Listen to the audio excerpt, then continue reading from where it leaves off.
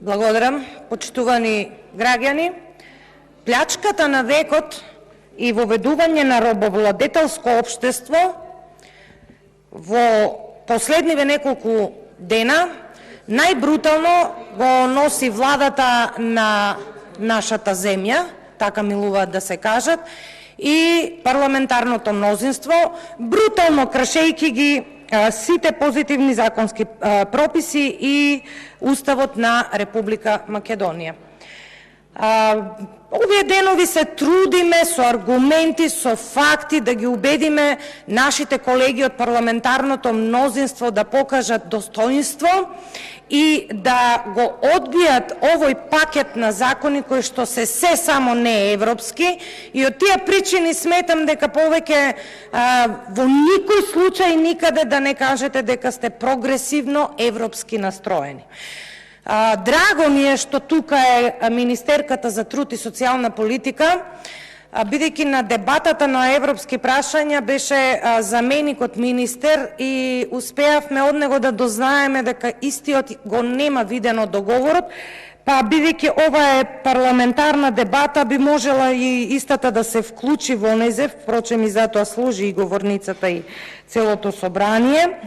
Да и поставам неколку прашања на министерката Јована Тренчевска за труд и социјална политика. Дали го видела таа договорот? Дали го имате вие видено договорот? Бидејќи вие не сте подпишана на законот, што ме наведува на тоа да мислам дека прво длабоко во себе не се согласувате со ова законско решение и со овој пакет, па ајде нека се подпише некој друг.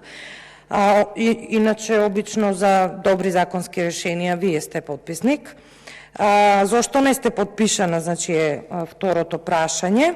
И третото прашање ми е дали кога се вршела дебата, ако воопшто имала дебата, ако не дошол Артан на влада и да рече гласајте сите и ако не ке летаат шамари, дали го знаете членот 8 од Уставот на Република Македонија, во кој што се таксативно набројани сите темелни вредности на уставниот поредок и во кој што вели дека владењето на правото е прво, а тоа е па и прв кластер во преговорите на Европската Унија, за која што нели многу сте загрижени, а искрено и ние сме многу загрижени, владење на правото.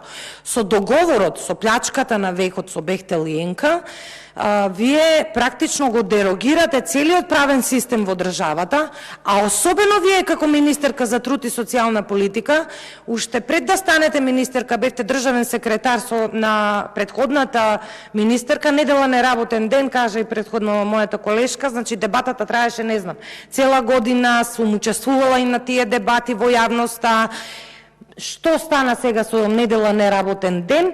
И дали знаете дека основните слободи и права на човекот и граѓанинот признати во меѓународното право и утврдени со Уставот е прв во таксативното набројување во членот 8 од Уставот, а тука имено спаѓа Конвенцијата за дискриминација. Јас искрено верувам дека вие Конвенцијата за дискриминација ја знаете. Ова законско решение кое што вашето ресорно министерство го праќа е тотално спротивно на Конвенцијата за дискриминација. И сега ќе одговорите ли, еве не мора на нас, кажете им на вашето парламентарно мнозинство зошто носите вакви за вас стратешки одлуки. И видете, за мене и тоа дискутабилно.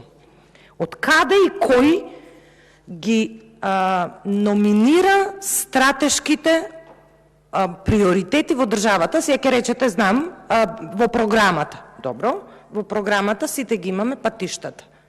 Да, сите ги имаме. Ама тоа може и да се смени во текот, нели, на мандатот.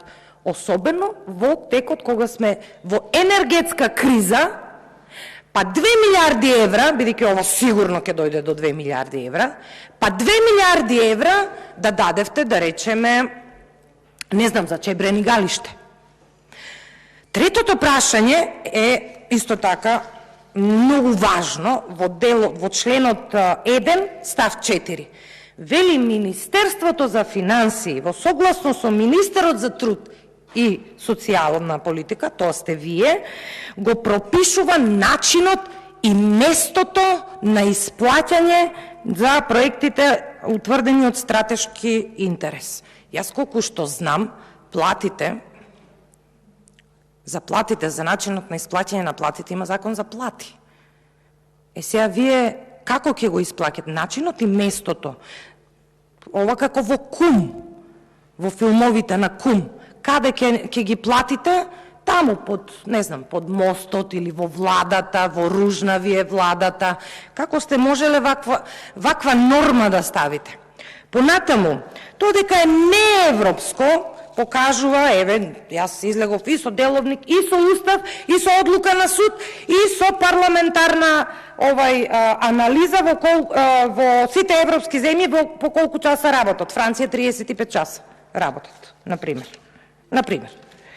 Грција 40 часа.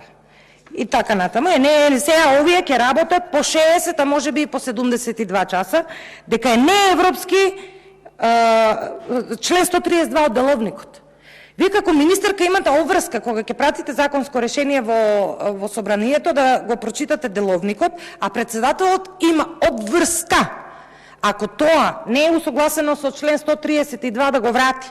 И вели, право да предлага донесување на закони има, нели, секој пратеник и така натаму, кога предлогот на закон содржи одредби со кои се врши усогласување со правото на Европската Унија, во воведот се наведуваат и податоци за изворниот акт на Европската Унија.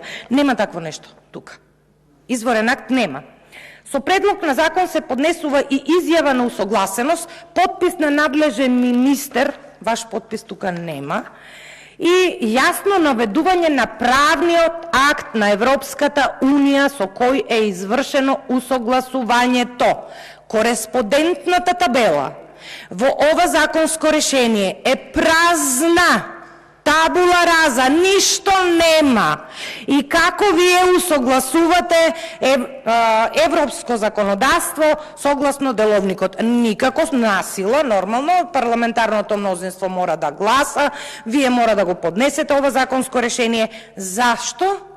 За плячката на векот, многу е јасно. Како тоа сте склучиле договор и очекувам да ми кажете дали го знаете договорот, со предходно земена обврска на извршната власт по однос на законодавната власт. Кажете ми пример во светот каде го има тоа. Склучувате договор, зимате обврска дека пратениците ќе гласаат неевропски закони. Кои сте вие? Врз основа на што тоа сте го направиле? За работниците да работат 60 часа или 72 часа. И очекувате вие работниците да останат тука. Сега уште нешто, многу прашања се, лимитирано сум со времето. Дали е точна изјавата на Артан Груби дека 70% од работниците ќе бидат од страна и значи и тоа сте го усогласиле и уште колку пенали вакви ќе плаќаме? До денеска 220 милиони евра е на недонесен закон. Значи, сантиметар не направен од патот, сантиметар нема направен од патот, 220 милиони веќе им се платени. Значи, они не мора ништо ни да работат. Значи, патот не мора ни да се направи. Важно, Бехтел и Енка ќе си заработат, јас не ги осудувам нив, одат со логиката на профитот, но вие каде сте во целата приказна? Каде сте вие како министерка која што нели многу се грижи за работниците и за работничките права? Навистина би сакала да добијам релевантни одговори од вас, не за мене ми е јасно совршено, не за мојата пратеничка група, за парламентарното мнозинство кое што искрено се надевам дека овие неколку дена ќе ги убедиме дека ова не е вистинскиот пат за Европа. Може само да кажеме патувај Европо и немој да се вртиш.